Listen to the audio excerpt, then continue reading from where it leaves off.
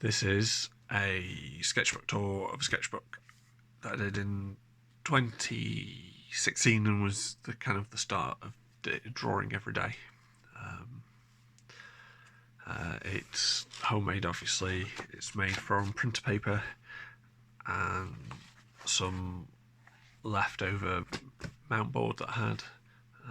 It's a Japanese stab book, which I've just used a drill to draw through a repeating pattern.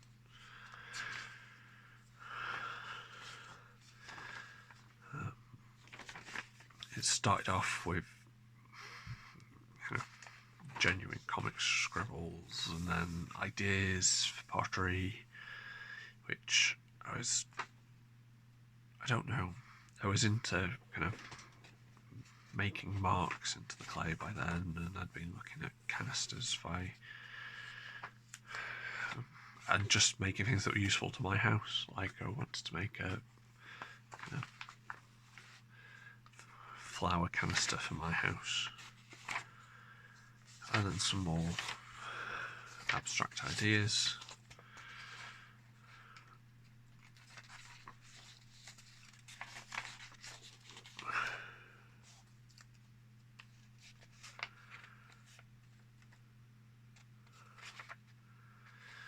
My children have always been obsessed with soft toys, so there were always soft toys around, following them around the house.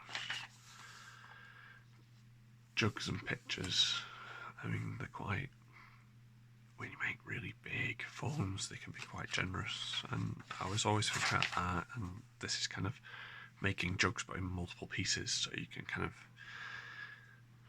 make a part, cut it off, get another part, cut it off, and just assembling random shapes. And then my children's drawings rather than my own. And then the idea of practicing things in perspective and thinking about 3D things. And a lot of the time, I'm just not very confident with my drawing, and I wasn't, which is why on the 9th of the 5th, 2016,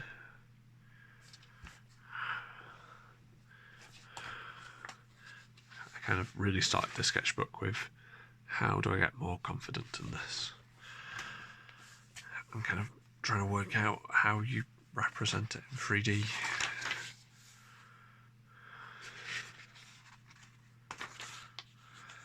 These ones are based on some shipwrecks at Fleetwood and in Thornton, and then some other boats that I was looking up online. I like to use a lot of boats from pictures that I have, so I've got lots of different pictures of boats. And it's just this idea of boats being left to ruin, like this boat here.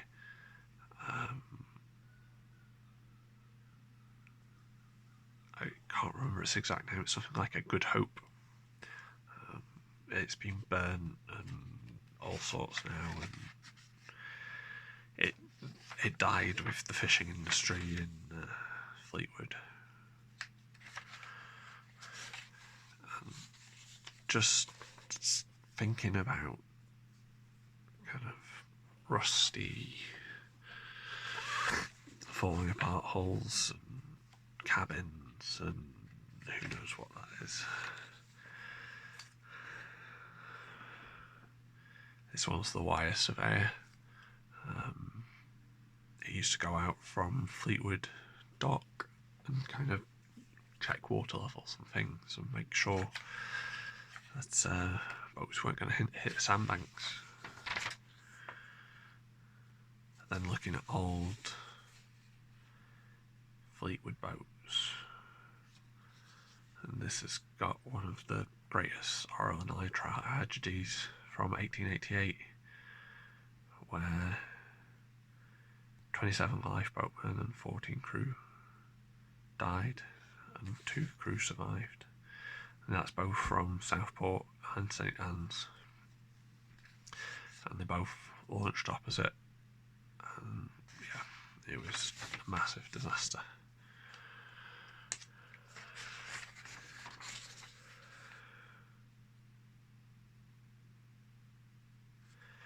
I'm kind of thinking about the details and how they fit, and trying to kind of really look at things.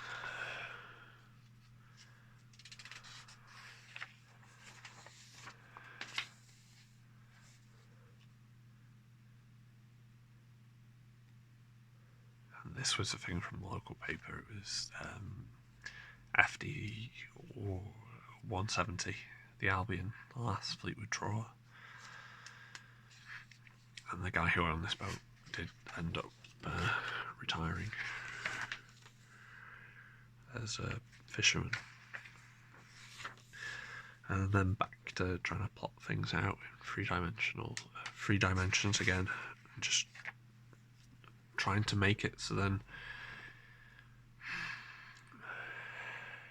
I was trying to make it so then I could take, say, any boat and just repeat it in any angle. And unfortunately I never got particularly far.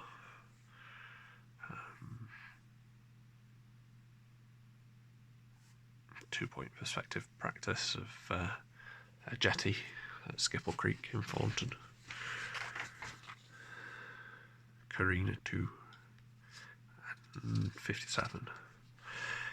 The Carina 2 ended up on boats for quite some time because it was a boat I'd seen out here, and I drew it a lot more than just this page.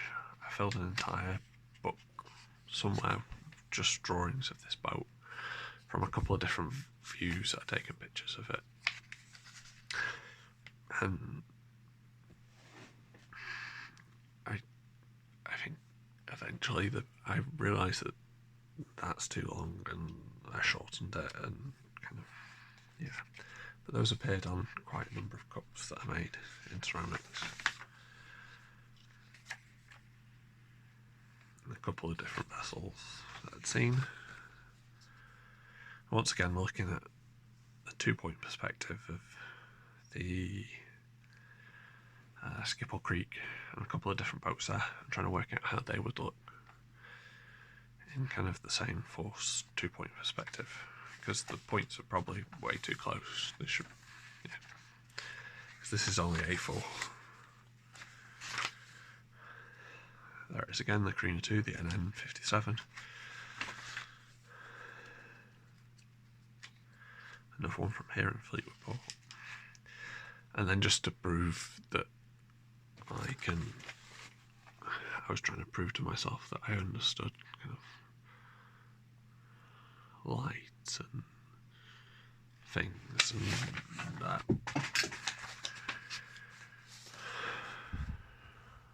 Day 23.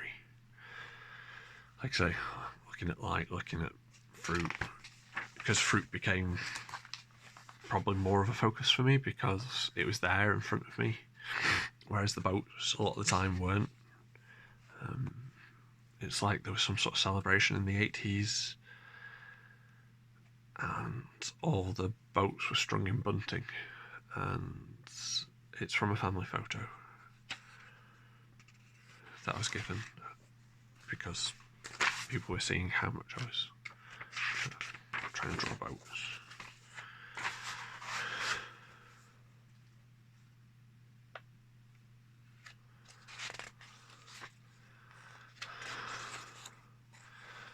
And kind of most of it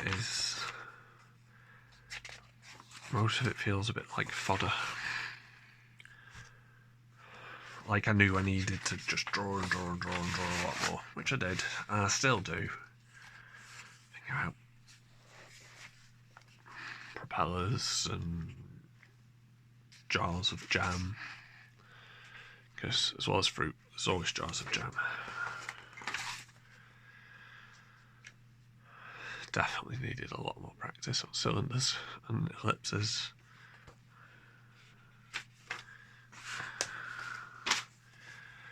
And looking at how fishing nets worked. Sorry, looking at how fishing nets worked, and pulleys, and because, like I say, I come from a fishing town. I've never really been out on the boats myself, but I like drawing them.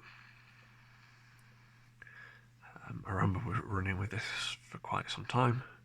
This kind of idea of this was the bottom of a tin of syrup, and just looking at reflections of objects in the tin of syrup, and kind of drawing them and the tin.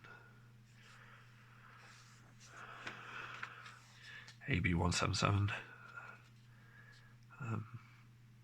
That's Joanna. That's in Aberystwyth. The jam against one of my little pots that had kind of cobalt markings and my name stamped on it. And just trying to be a bit more playful with the boats. I'm trying to make bold and confident lines. Like I say, more. And then I decided to ink one. I never finished it because I've not done that. Not done the rigging. Oh, I have. It's there, but it should probably be more at that sort of angle, looking at it, because it kind of, or kind of here, because they join on at the back of this mast here. So if that one's there, if you're following that, the bottom would be in completely the wrong place.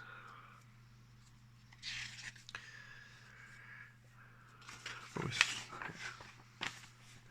then looking at boats above, and then to match that I was doing that, I was putting my pod in a cup and looking at that from above.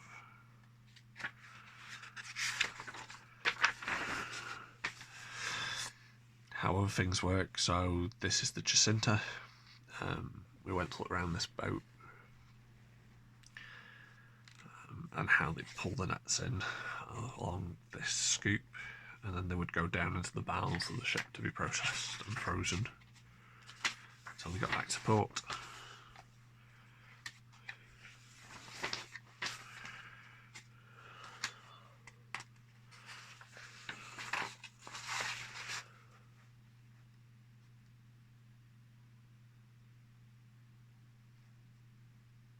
A shelfie.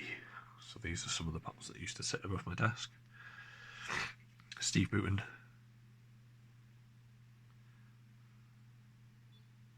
Written was an apprentice. I don't know whose work it is. Margaret Rampton and Jack Doherty.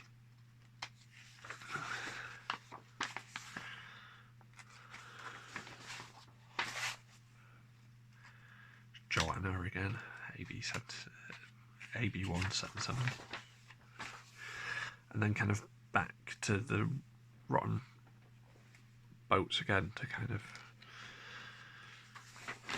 see if I've improved. And then just not feeling it, so really kind of shape gestural boats.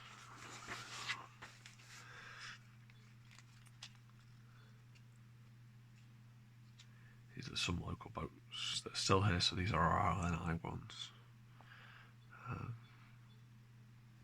This one was in Fleetwood Ferry Harbour at the time that they did they had a new lifeboat in 2016, I think. The Wye Rose, which is the current Fleetwood Ferry.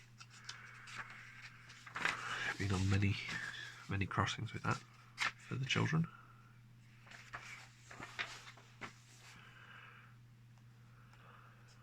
More tanks. Looking at how they work.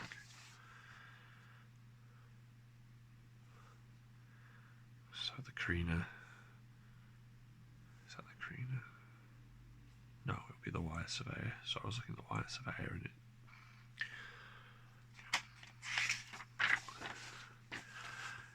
I do have a thing for post boxes. I do like street furniture, bins, post boxes. Day 54 now. see more street furniture, benches.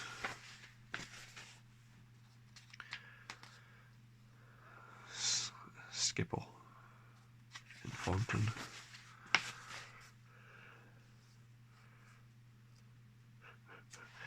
Me correcting myself. Art teacher star. No, you see, it's not supposed to be like this, where it's wonky all over the place, because that's facing you. This is the perspective. Follow that.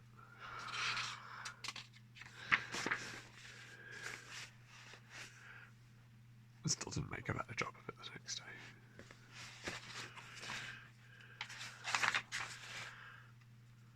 More street furniture.